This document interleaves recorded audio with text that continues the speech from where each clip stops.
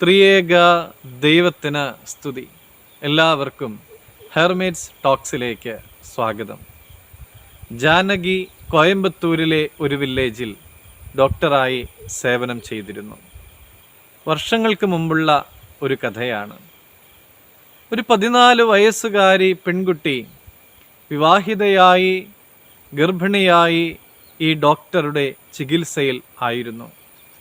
ആ പെൺകുട്ടി ഒരു പെൺകുഞ്ഞിന് ജന്മം നൽകി.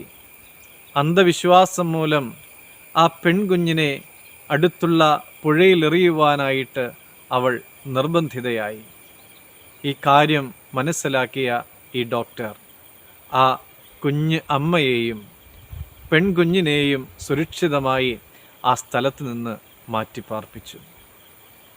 അങ്ങനെ കുറച്ചു കാലങ്ങൾക്ക് ശേഷം ആ കുഞ്ഞിൻ്റെയും അമ്മയുടെയും സംരക്ഷണം ഈ ഡോക്ടർ ഏറ്റെടുക്കുകയാണ്.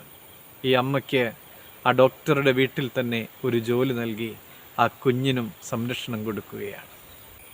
മറ്റുള്ളവർക്ക് വേണ്ടി കരുതണം എന്നത് തിരുവചനം ആവർത്തിച്ച് പറയുന്നുണ്ടെങ്കിലും നമ്മുടെ ചെയ്തികൾ പലപ്പോഴും അതിനെതിരാണ്.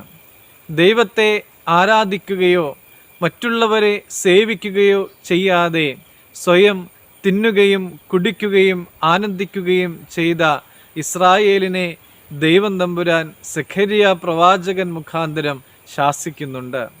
ദൈവത്തിൻ്റെ കൽപ്പന സെഖര്യാവ് വ്യക്തമാക്കി. സെഖര്യ പ്രവചനം 7-ാം അധ്യായം 9-ാമത്തെ തിരുവചനം, നേരോടെ ന്യായം വിധിക്കുകയും ഓരോരുത്തൻ താൻ്റെ സഹോദരനോട് ദയയും കരുണയും കാണിക്കുകയും ചെയ്യുവിൻ.